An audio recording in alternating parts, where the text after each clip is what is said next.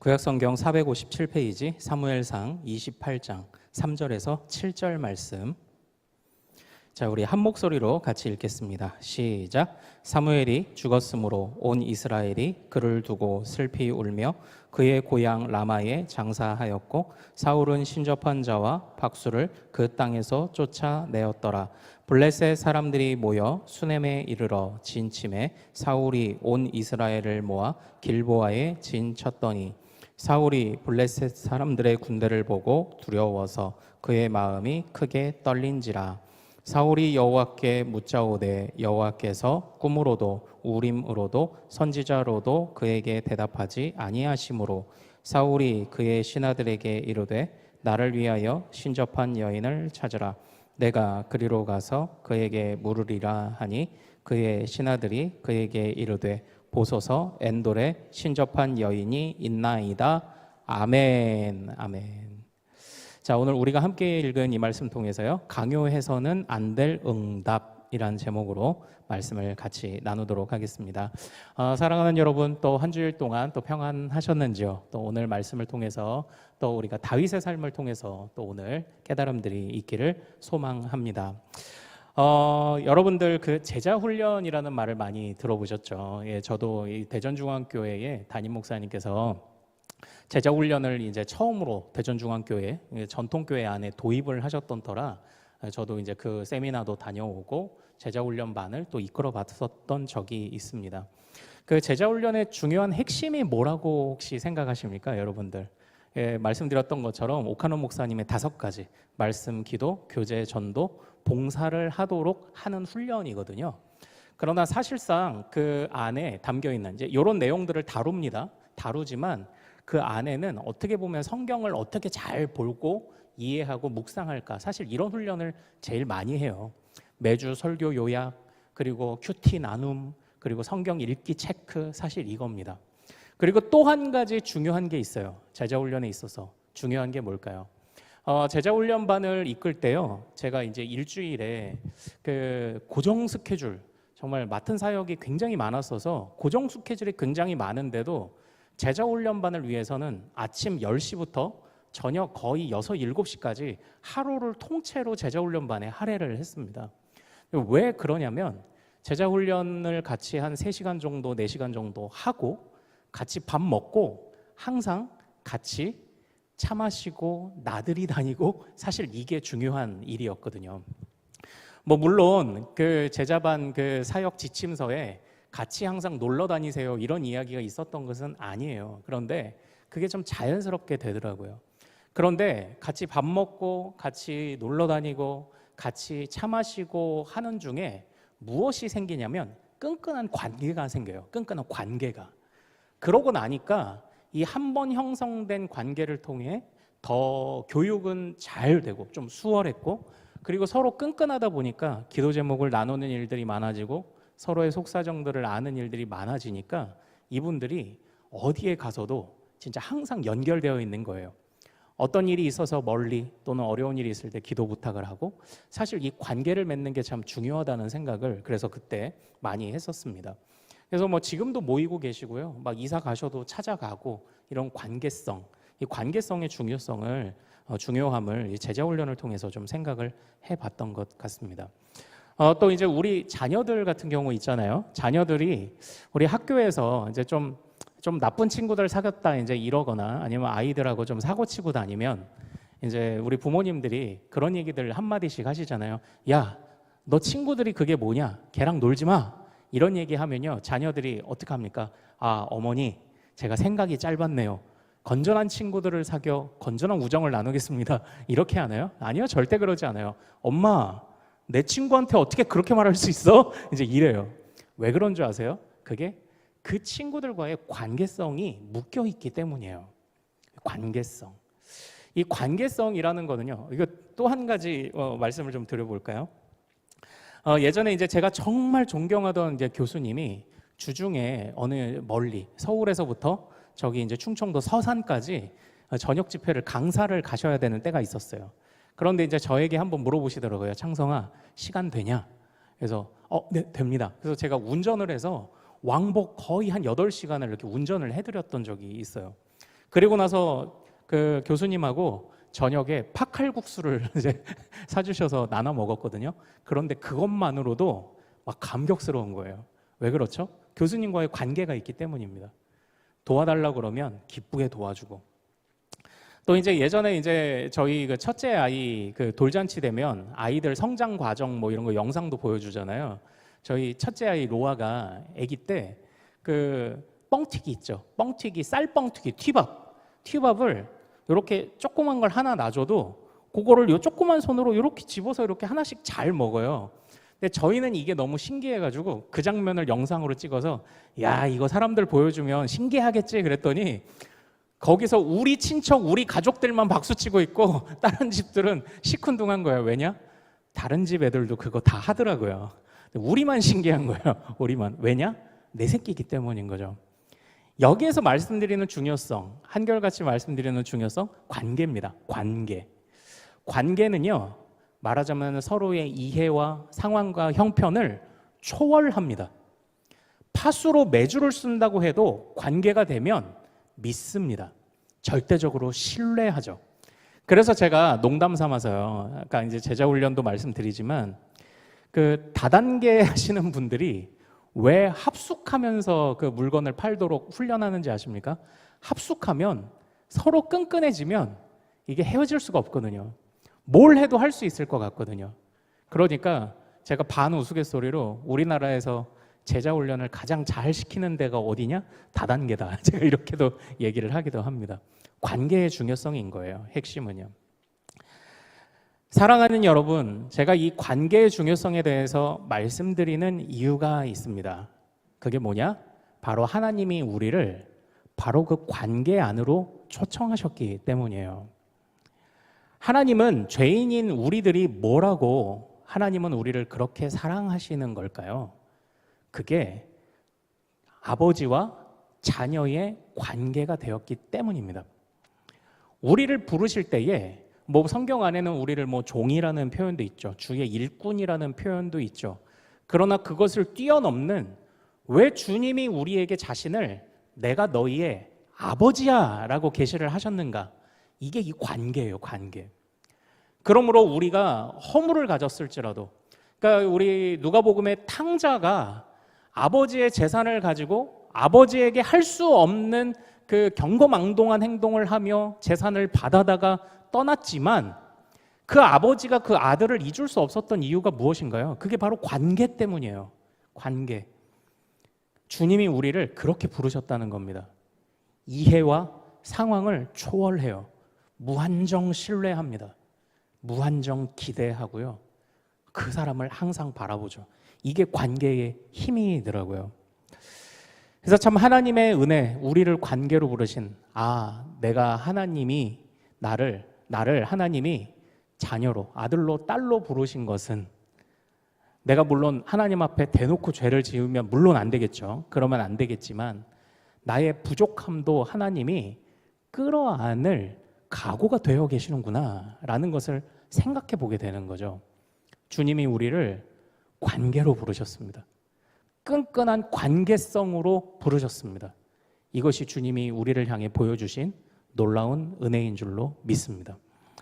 그런데요, 안타깝게도요, 오늘 본문에서 우리는요, 바로 이 하나님과의 관계가 무너진 한 사람을 보게 됩니다. 그게 누구냐? 바로 사울이에요. 사울. 이 사울은요, 하나님과의 관계가 무너졌습니다. 그런데 안타까운 건 사울은 하나님을 의식하고는 있습니다. 그리고 예배 행위처럼 보이는 것도 합니다. 그런데 관계가 무너졌어요. 참 생각해 볼 만한 것들이 좀 있겠죠. 예배도 드려요. 주님도 불러요. 찾아요. 그런데 관계가 무너졌어요.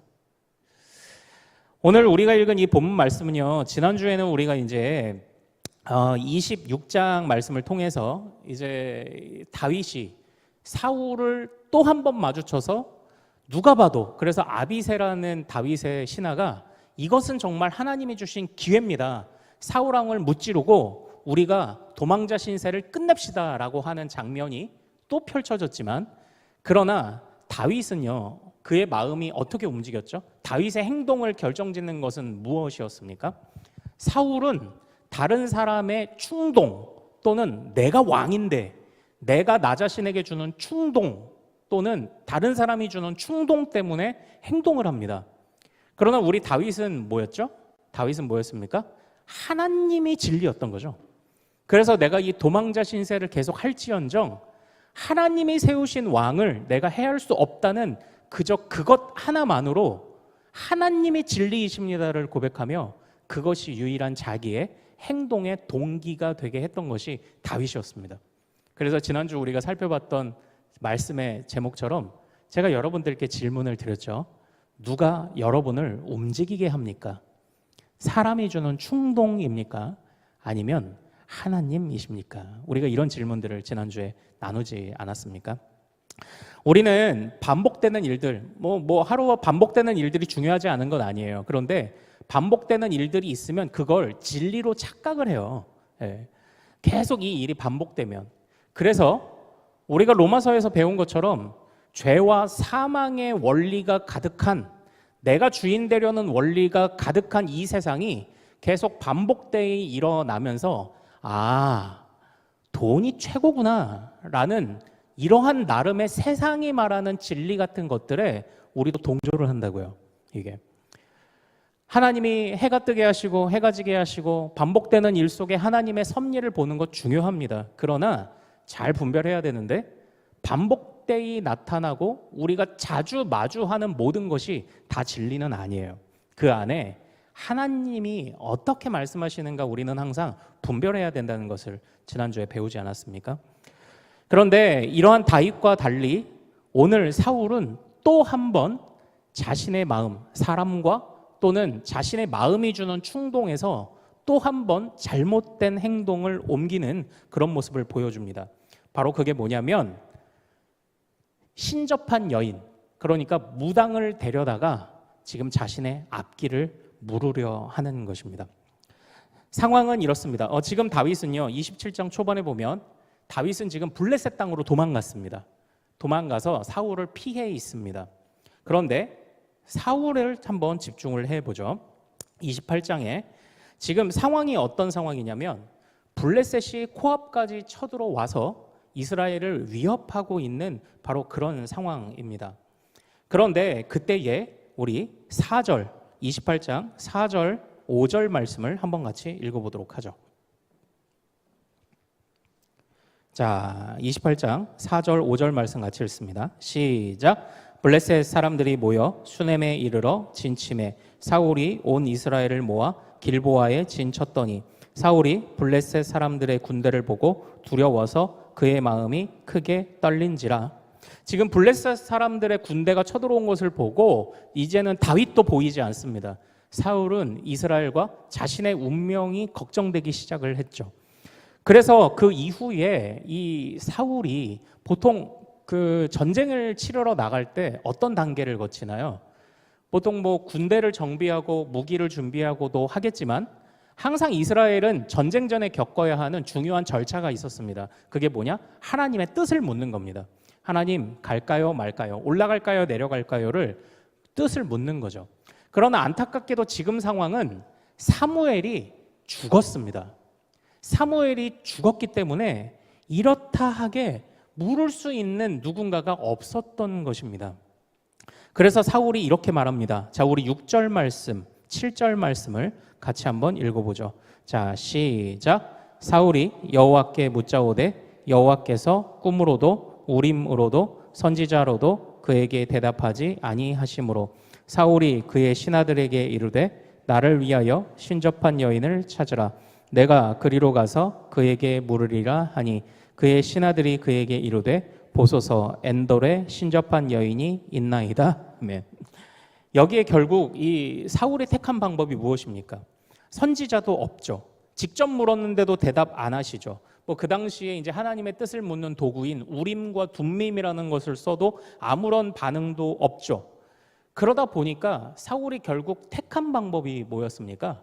어디 신접하는 여인, 영혼을 잘 불러온다고 하는 영매, 무당이 있으면 좀 불러와봐라. 지금 이렇게 이야기를 하고 있는 겁니다. 그런데 우리는 3절을 좀 읽을 필요가 있어요. 3절 말씀 한번 같이 읽어볼까요? 자, 시작. 사무엘이 죽었으므로 온 이스라엘이 그를 두고 슬피 울며 그의 고향 라마에 장사하였고 사울은 신접한 자와 박수를 그 땅에서 쫓아내었더라. 적어도 사무엘이 죽었던 시점에 사울은 그래도 나름 살짝 정신을 차린 때가 있었는지 모든 미신과 우상 숭배자들을 쫓아낸 적이 이미 있었습니다. 그런데 블레셋이 쳐들어오고 거기에서 생긴 두려움, 그리고 하나님이 아무런 말씀을 하시지 않는 상황 속에서 오히려 자기가 쫓아냈던 그 영매들을 자기가 찾아 나서는 장면이에요, 지금. 사랑하는 여러분, 우리가 참 그 아이가 태어나면 자라야 되지 않나요? 그러니까 저희 아이가 어머 얘는 어떻게 이렇게 조그만 손으로 이렇게 튀밥을 이렇게 집어먹을 수 있어, 너무 귀엽고 이쁘다라고 한다고 야 너는 크지 말고 평생 아빠 엄마 앞에서 이 튀밥이나 그 손으로 집어먹고 있어라, 이런 부모는 없습니다. 왜냐? 자라기를 바라죠. 하나님도 우리에게 그걸 원하시죠. 자라기를 바라요. 그런데 안타깝게도 사울은 지금 퇴보하고 있습니다. 퇴보하고 있어요. 표면적으로는 하나님의 뜻을 묻겠다라고 말합니다. 하나님을 의식하고 있습니다. 하나님의 뜻을 물어야 돼요. 하나님의 뜻이 중요하다는 것을 알아요. 그리고 지금까지 사울은 많은 제사도 드려왔을 겁니다. 그러나 지금 이 사울은 제가 이렇게 표현해 볼까요? 영적으로 부도 상태입니다. 영적으로 부도 상태예요. 왜 영적으로 부도 상태인지 아세요? 자, 이제 우리가 8절 이하에 보면 이제 이 사울이 신접한 여인을 만납니다.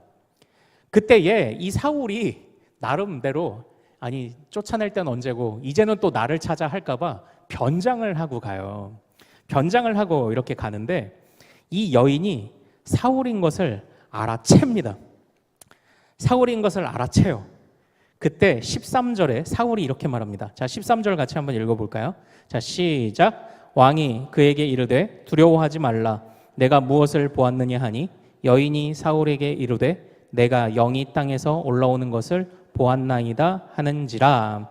여기서 잘 보십시오. 여기서 자, 왕이 그에게 이르되 두려워하지 말라. 그리고 내가 너에게 명령한 것이나 해라. 지금 이렇게 얘기를 하고 있습니다. 그리고 또 이 9절에 보면 사실 이미 신접한 여인이 한번 걱정을 해요. 나는 그러니까 말하자면 이 여인이 쫓겨나서 좀 조용히 살았던 것 같은데 애써 누군가가 낯선 무리가 찾아오니까 사울 왕이 쫓아내서 우리는 활동할 수 없습니다라고 말할 때 자, 10절 말씀도 우리 한번 같이 읽어보죠. 자, 10절 같이 읽습니다. 시작. 사울이 여호와의 이름으로 그에게 맹세하여 이르되 여호와께서 살아계심을 두고 맹세하노니 내가 이 일로는 벌을 당하지 아니하리라 하니. 지금 이렇게 말해요. 잘 보세요. 사울은 지금 하나님과의 관계가 퇴보했습니다. 그러나 걱정하는 이 신접한 여인을 향해서 지금 뭐라고 말합니까? 하나님의 살아계심을 두고 맹세하노니 결코 화를 당하지 않을 것이라고 합니다. 지금 사울은 하나님과의 관계에서 실패했고 퇴보했습니다. 사울 안에 하나님이 없습니다. 그러나 사울은 하나님의 이름을 걸고 약속을 하고 있습니다. 내가 누군가의 돈을 빌릴 때 갚을 수 있는 능력이 없는 상태에서 빌리면 그것은 사기고 부도입니다. 내가 다른 사람의 물건을 받았을 때 내가 그것을 갚지 못하면, 내가 나중에 약속을 따르지 못하면 우리는 그것을 부도라고 말합니다. 지금 사울이 영적으로 부도가 났어요. 하나님이 없는데 하나님의 이름을 거론하고 있습니다. 그는 하나님을 알았어요. 하나님의 뜻이 중요하다는 것도 알았어요. 그러나 그의 행동 하나하나는 하나님과 전혀 상관없는 행동이었다라는 거죠. 사랑하는 여러분, 이건 어떻게 보면요, 아니 목사님, 하나님이 그거 블레셋으로 그 이스라엘이 위태한 상황 속에서 응답해 주셨으면 됐잖아요. 뭐 이렇게까지 생각하시지는 않겠죠. 그런데 이제 어떤 경우에는 사울의 단순 실수로 보는 그런 의견들이 좀 있더라고요. 그런데 저는 이게 단순 실수라고 하기에는요, 이미 의지가 많이 개입했어요. 실수라는 건 뭐냐면 진짜 나도 모르게 잘못 툭 쳐져서 물병이 쏟아졌다, 이런 게 실수예요. 야, 내가 저기 지나가면 저 물병이 쏟아질 것 같은데를 알아차린 순간, 거기를 지나갔다면 의지가 개입되는 순간부터 그것은 더 이상 실수가 아닙니다. 사울의 이런 행동을 실수라고 하기에는요, 하나님의 응답하지 않으셨으니까 사울이 신접한 여인을 찾아갔지. 사랑하는 여러분, 우리는 여기서 한 가지 좀 생각해 볼 게 있어요. 우리도 때로는 주님의 뜻을 묻고 주님의 뜻을 분별하기 위하여 애를 쓰지만, 참 하나님이 답을, 여러분들 어떠세요? 수월하게 주십니까? 수월하게 주시나요? 좀 그러지 않는 경우들이 좀 많죠. 근데 이제 우리가 사실 이미 알고 있는 답들이 있죠. 우리 주님이 우리에게 응답하지 않으시는 것이 아니다. 왜냐? 침묵도 하나님의 무엇이다? 응답이다. 사실 우리가 이제 받아들이기 쉬운 것은 아닙니다. 그런데 이제 저는 예전에 청년들과 같이 이렇게 지내고 할 때요, 이제 이런 문제들, 진로 문제나 이런 걸 가지고 고민을 하잖아요. 그러면 제가 이제 청년들에게 자주 해주던 얘기가 뭐냐면, 하나님이 길을 보여주시지 않으면 그냥 지금 하던 걸 계속해. 지금 하던 걸 그냥 쭉 계속 해봐. 그게 하나님의 뜻일 수도 있어. 이렇게 권면하거든요. 그냥 손 놓고 있으면은 뭐 일반 사람들도 말하잖아요. 아무것도 하지 않으면 아무 일도 일어나지 않아요. 그리고 또 그냥 손 놓고 있는 건요, 주님이 우리를 이 세상에 보내실 때 부지런한 하나님의 일꾼이 되도록 보내셨는데 아무 일도 하지 않고 있으면 그건 진짜 문제잖아요. 세상 법칙으로도 말도 안 되고 하나님 법칙으로도 말도 안 되고, 하나님이 무언가 답을 선뜻 주시지 않으면 하던 걸 계속해. 제가 그래서 이제 keep going, 이제 이런 말들을 참 자주 청년들에게 해주었던 것 같습니다. 답이 없고 그리고 무언가 결정 내리기 쉽지 않고, 그렇다면 하던 걸 계속 하는 게 하나님의 뜻일 수 있어.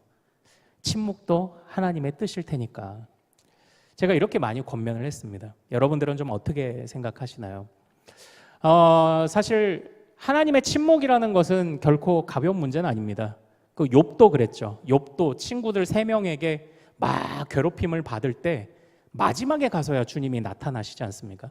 욥에게 일어난 모든 일이 다 하나님으로부터 비롯됐음에도 불구하고 단 한 번도 욥에게 그것을 설명하지 않으시고, 하나님이 마지막에 나타나셨어도 욥에게 그 이유들과 이런 것들을 다 해명하지 않으세요. 그저 나는 하나님이야, 나는 너보다 크고 너보다 지혜로워 라는 말씀을 주실 뿐이었습니다. 사실 하나님이 그렇게 우리를 때로는 알 수 없는 암흑 가운데 두시는 이유가 무엇입니까? 우리는 생각해야 됩니다. 하나님의 침묵이 때로는 우리를 불안하게 만들 수도 있고, 암흑이 우리를 염려하게 만들 수 있지만, 주님이 우리를 무엇으로 부르셨다고요? 우리를 관계로 부르셨다는 것을 사실 잊으면 안 돼요. 주님이 우리에게 가장 좋은 아버지요, 이 세상에서 절대 우리를 포기하지 않으시는 분으로 자신을 드러내셨다는 것을 우리는 잊으면 안 돼요. 그러면 그 하나님의 침묵에는 이유가 있다는 생각을 우리는 반드시 해야 될 줄로 믿습니다. 가장 좋은 아버지이시기 때문이에요. 가장 좋은 하나님이시기 때문이에요. 그러므로 하나님의 침묵은 이유가 있어요. 그 하나님의 침묵은 우리에게 가장 좋은 것입니다. 그러나 안타깝게도 사울은 그런 것들을 생각지 않아요. 그냥 하나님의 뜻. 그러니까 이 전쟁에 있어서요, 차라리 이때에 이 블레셋이 쳐들어왔지만 사울이 그냥 기다렸다면 어떻게 됐을까? 근데 이미 그런 실수를 반복했죠. 사무엘이 살아있을 때도 사무엘이 올 때까지 기다려야 되는데 자기가 섣부르게 나는 전쟁 나가기 전에 제사를 지내고 뜻을 물어야 되니까 내가 제사 지내자. 전쟁 나갈 때 하나님의 뜻을 물어야 되니까, 그러니까 이 하나님의 뜻을 묻는다고 할 때 하나님의 뜻이 중요한 게 아니라 절차만 중요했던 거죠. 이 사울 왕에게 있어서는 그냥 그 행동만 중요했던 겁니다. 절차만 중요했던 겁니다. 습관화된 겁니다. 반복되는 것들 속에 그것이 중요하다는 것을 아주 모르는 것은 아니지만 그 의미의 전곡을 찌르지는 못하고 있죠. 진리까지 닫고 있지 못한 겁니다. 하나님이 진리이신 것까지 가지 못해요.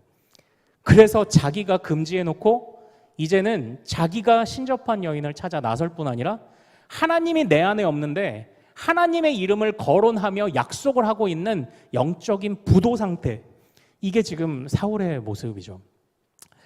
사랑하는 여러분, 여러분들은 좀 어떠신가요? 내가 계속 신앙생활을 해왔고 착실하게 신앙생활을 했고 단 한순간도 멈춘 적이 없는데 때로는 우리 안에도 내 안에 하나님이 계신가 하는 그런 생각들이 드는 때가 있지 않습니까? 부끄럽지만 이제 저 같은 경우도 사실은 저는 뭐 일이 그거잖아요. 오늘도 제가 이제 지난주에도 책을 한 3권 정도 사가지고 우리가 어떻게 행동하는 그리스도인이 될 수 있을까를 연구하고 오늘도 도서관 가서 책을 하나 빌려오고 공부할 게 되게 많아요. 그리고 그것들을 알아가는 게 재밌습니다. 재밌고 여러분들에게 이걸 어떻게 전해드릴까를 항상 연구하고 공부하고 이게 그냥 저의 일상입니다. 그러나 여태까지 제가 진짜 거의 조금 있으면 이제 거의 저도 이제 거의 20년 되는 것 같아요. 벌써 사역이 20년이 돼가요. 전도사 사역까지 하면은. 그런 속에서 그런 갈등을 안 해봤을까요? 매일 반복되는 속에 말씀 붙들고 있고 하는데 무언가 자꾸 배가 막 산으로 가고 있는 것 같은 그런 느낌들로 정말 가슴앓이하고 고민하고 그런 때가 없었을까요? 아마 여러분들도 있으셨을 것이라고 생각을 합니다. 물론 하나님이 나를 아들로 관계로 부르신 하나님이 저를 포기하지 않으셔서 계속 그 일을 keep going 하게 하셨지만 그러나 갈등들이 없었던 것은 아닙니다. 기도하고 찬양하고 예배하고 심지어 저는 신학교를 다녔어도 어떤 때에는 내 안에 하나님이 계신가? 내가 지금 영적으로 부도 상태인 것은 아닌가라고 고민하는 때도 많이 있었던 것 같아요. 여러분들은 어떠신가요? 참 우리가 그렇다고 해서 이게 뭐 이 예배를 드려도 내가 부도 상태를 벗어나지 못하니 예배를 안 드리리라 그러라는 건 아니죠. 우리는 keep going 해야 합니다. 할 수 있는 일들, 하는 일들을 계속 해야 합니다. 그러나 그 안에서 우리가 반복되는 일들 속에서 놓치고 있는 것들이 무엇일지를 우리가 좀 생각을 해봐야 하지 않을까요? 오늘 사울이 놓치고 있었던 것은 무엇입니까? 바로 오늘 설교의 제목과 같아요. 하나님께 응답을 강요하고 있습니다. 이건 선을 넘었죠. 탕자가 아버지에게 유산을 물려달라고 하잖아요. 유산이라는 것은 아버지가 돌아가시면 받는 거예요. 전통적인 우리 성경 시대에서는. 그러나 아버지가 멀쩡히 살아있는데 내 갈 길을 가겠고 나의 권리만을 주장합니다. 아버지와의 관계는 깨어져 버렸는데 나의 권리만을 주장해요. 그러나 그 부도 상태에 있던 아들에게 그 아버지는 유산을 물려줍니다. 사랑이 많은 아버지죠. 참 그것처럼 이 하나님께서도 우리를 관계로 부르시지 않았습니까? 그래서 때로는 우리가 땡깡도 부리고 하나님 앞에 그 응답을 강요하기도 하지만 그래도 여전히 하나님은 우리를 그 관계 안으로 끌어들이시죠. 우리에게 하나님께서 그 아들의 관계로, 딸의 관계로 우리를 항상 대하시죠. 그러나 우리는 한순간 깨달은 것 같다가도 또 주님 앞에 그 관계의 선을 잡고 넘어갈 때가 있지 않나요? 응답을 강요합니다. 그리고 하나님과의 관계가 멀어졌는데도 영적인 부도 상태임에도 불구하고 여전히 하나님을 거론합니다. 그러다가 안 되면 또 하나님을 원망하죠. 사랑하는 여러분, 이제 오늘 이 말씀들 속에서 이 사울이 결국 사울을 움직이게 했던 원인이 무엇이라고요? 이 블레셋을 보고 생겨난 두려움이었습니다. 그리고 우리 28장 15절도 한번 같이 읽어볼까요? 자, 이 15절은 특별히 뭐냐면 신접한 여인이 사무엘을 불러 올렸을 때 사무엘의 영이 나타나요. 한번 읽어보죠. 15절, 28장 15절. 자, 시작. 사무엘이 사울에게 이르되 내가 어찌하여 나를 불러 올려서 나를 성가시게 하느냐 하니 사울이 대답하되 나는 심히 다급하나니이다. 블레셋 사람들은 나를 향하여 군대를 일으켰고 하나님은 나를 떠나서 다시는 선지자로도 꿈으로도 내게 대답하지 아니하시기로 내가 행할 일을 알아보려고 당신을 불러 올렸나이다 하더라. 아멘. 여기서 우리가 잘 분별해야 되는 게 어떤 학자들은 하나님은 분명히 박수와 신접한 여인을 금지하셨습니다. 이미 모세오경의 율법 안에. 그런데 지금 이 행동, 그럼 여기 나타난 사무엘이 가짜다라고 보는 학자들의 견해도 있는데요. 그건 아닌 것 같아요. 이건 그렇다고 영매를 허용하거나 한 건 절대 아닙니다. 이 특수한 상황 속에 특수하게 하나님이 허락하신 건데 그 사무엘이 나타나서 뭐라고 말합니까? 귀찮게 해. 왜? 이렇게 얘기를 하는 거예요. 왜 성가시게 해? 이렇게 얘기하는 겁니다. 근데 실제 그러지 않아요? 이 세상에서 사무엘이 죽었다는 건 사무엘의 역할이 끝났다는 겁니다. 이제 사무엘에게 부여된 하나님의 사명이 끝났다는 거예요. 그렇기 때문에 이제 사무엘은 그 맡겨진 사명을 충실히 감당하다가 이제 주님께 부름받아서 주님 품 곁에서 잘 쉬고 있는데, 그런데 그 사무엘을 또 불러왔으니 너 왜 나 성가시게 하냐? 이게 하나님의 말씀 같죠? 너 나 멀리 하더니 왜 이제 와서 찾냐? 이런 겁니다. 관계를 무시하더니 왜 이제 와서 친한 척이냐? 이렇게 얘기를 하는 거예요. 뭐 이제 한 농담이 이제 하나 생각이 나는데요. 이게 어떤 그 사람이 오랜만에 진짜 그 몇십 년 만에 예전에 친했던 친구에게 연락을 합니다. 카톡을 보내는데 잘 지내니? 그리고 괄호 열고 하고 뭐라고 썼는지 아세요? 종교 권유 아님, 정수기 아님, 결혼식 초청 아님, 뭐 청첩장 아님, 뭐 자동차 영업 아님, 뭐 이런 것들을 쓴 겁니다. 그러니까 순수하게 그냥 생각나서 연락했다, 이제 이런 거죠. 아니 보통 우리가 오랫동안 연락 안 하던 사람이 갑자기 잘 지내? 하고 연락하면 의심하잖아요. 얘 또 뭔 일이 있어서 나한테 연락했냐? 이제 이랬더니 알아서 청첩장 아님, 정수기 아님, 자동차 판매 아님, 종교 권유 아님, 돌잔치 아님, 이렇게 괄호 열고 표현해서 그냥 잘 지내? 이렇게 보낸 거죠. 근데 그런 건 아닙니까? 너 우리 관계가 지금 어떻게 됐는지 알고나 너 이러는 거냐? 너하고 내가 지금 어떤 사이인지 너 지금 제대로 알고 그러는 거야? 왜 친한 척이야? 지금 그 이야기를 하고 있는 것 아닙니까? 그런데 그때에 이 사울이 말합니다. 나는 심히 다급합니다. 이렇게 얘기해요. 여기서 이 사울의 행동의 동기가 뭐라고요? 두려움과 다급함입니다. 두려움과 다급함. 그 안에 하나님의 이름을 거론하지만 그 어디에도 하나님이 계시지 않아요. 이미 영적으로 부도는 났으니까요. 하나님의 뜻을 알기 위해 선지자를 불렀어요. 예배도 했겠죠. 그리고 전쟁을 앞두고 주님의 뜻도 물었죠. 그런데 하나님이 없어요. 하나님이 없어요. 하나님이 귀찮으시대요. 그 사무엘도 성가시다고 말합니다. 오늘 이 사울의 모습은 어떻습니까? 우리가 이 사무엘상 처음이 시작될 때 어떻게 시작했죠? 한나의 기도 그리고 사무엘의 탄생으로부터 이 사무엘상이 시작되지 않았습니까? 그때 엘리 대제사장이 있었죠. 엘리 대제사장에 관하여 성경은 무엇이라고 말하고 있었습니까? 그때에는 이상이 흔히 보이지 않았다, 이렇게 얘기를 합니다. 다시 말하면 엘리 제사장이 제사도 지내고 있고 그리고 또 제사장도 있고 성전도 있고 다 있는데, 이때는 성전이 없을 때죠. 성막에서 예배도 드리고 다 할 때인데, 그러나 하나님이 나타나시지 않던 때라는 겁니다. 모든 예배들이 다 있고 모든 담당하는 사람들이 다 있는데 하나님의 이상이 흔히 보이지 않는 때라고 합니다. 이 사울의 모습이 딱 그렇죠. 그 비참한 엘리 같아요. 하나님과 가장 가까이 있어야 하는 대제사장이 하나님과 가장 멀었던 것처럼 하나님과 가장 가까이 하나님의 통치를 이 땅 가운데 구현해내야 하는 사울이 하나님과 가장 멀었습니다. 사랑하는 여러분, 우리는 이 시대 가운데 우리는 이 약속을 그대로 받았죠. 너는 택한 족속이요 왕 같은 제사장이며 거룩한 나라 하나님의 소유된 백성으로 우리는 부름받았습니다. 우리와 하나님과의 거리감은 지금 어느 정도일까요? 주님과 우리와의 거리는 어떤 걸까요? 우리도 하나님께 그 응답을 강요하고 있지는 않는가요? 사랑하는 여러분, 주님은 우리를 관계로 부르셨어요.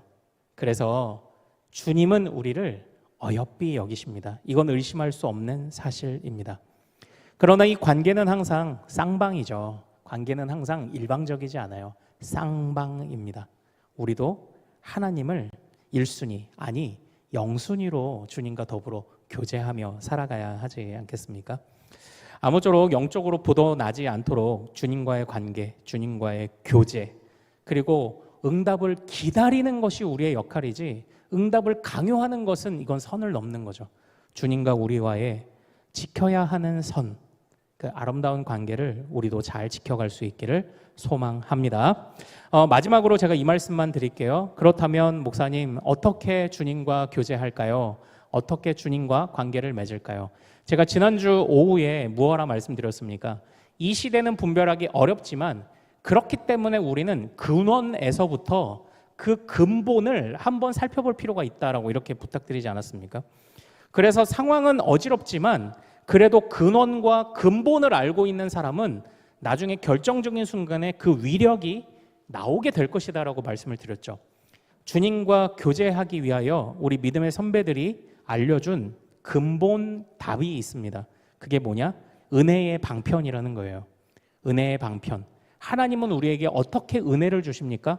어떻게 교제합니까? 뭘까요? 말씀, 기도, 성례입니다.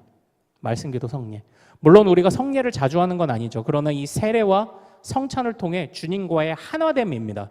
이미 우리는 그것을 받았기 때문에 주님과의 하나됨 안에서 말씀과 기도, 답은 너무 가까이 있었죠.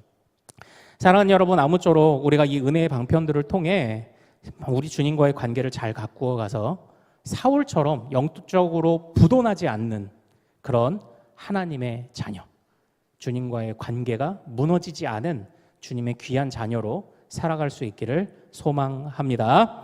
자, 우리 같이 좀 찬양하고 기도하길 원해요. 보소서 주님, 나의 마음을. 선한 것이 하나 없습니다. 그러나 내 모든 것 주께 드립니다. 사랑으로 안으시고 날 새롭게 하옵소서. 우리 같이 찬양하고 기도하길 원합니다. 자, 에어컨을 좀 틀어주시겠어요?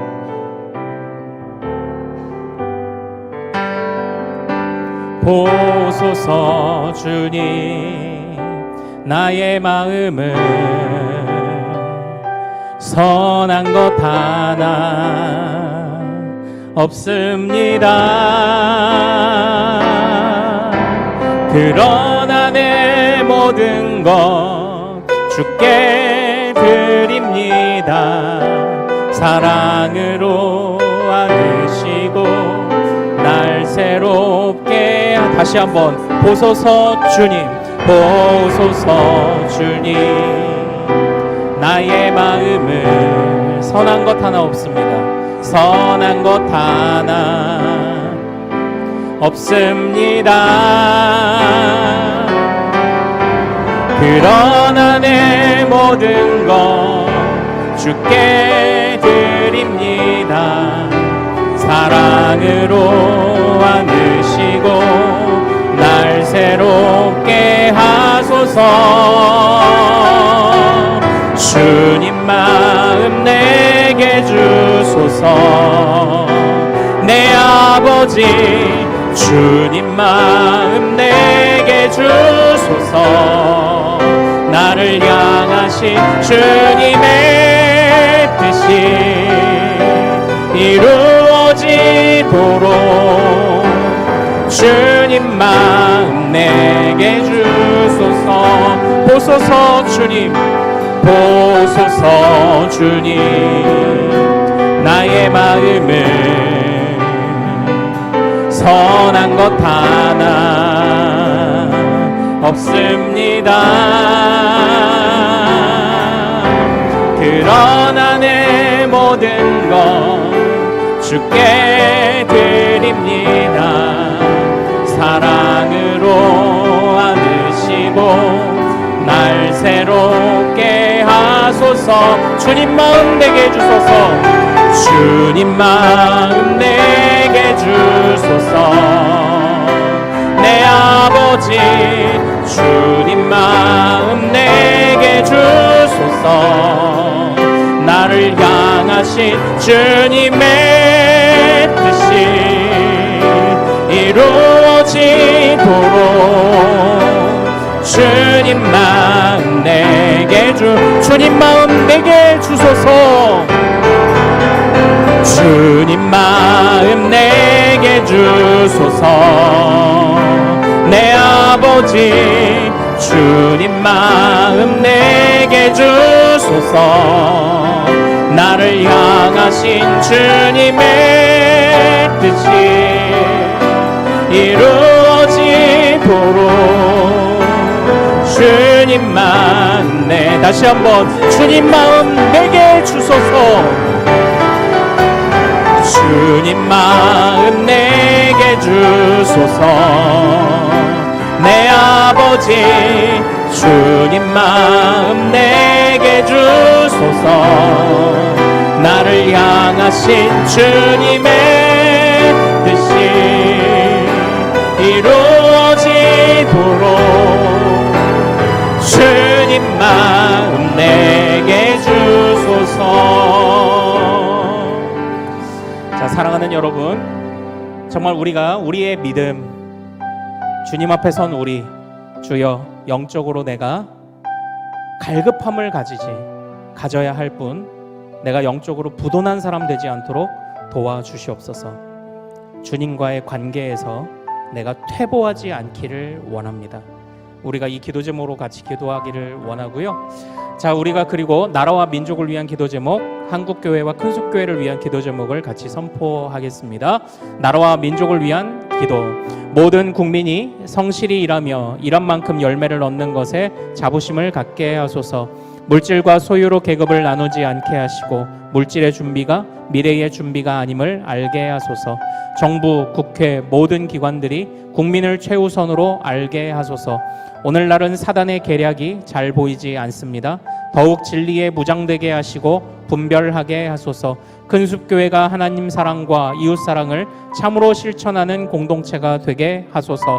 경동노예의 모든 미자립교회, 시골교회를 위하여 기도합니다.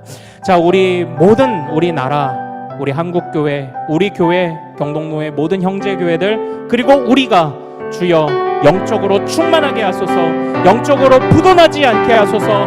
껍데기만 남은 자가 되지 않게 해달라고 주여 이름 크게 한번 부르고 같이 기도합니다. 주여!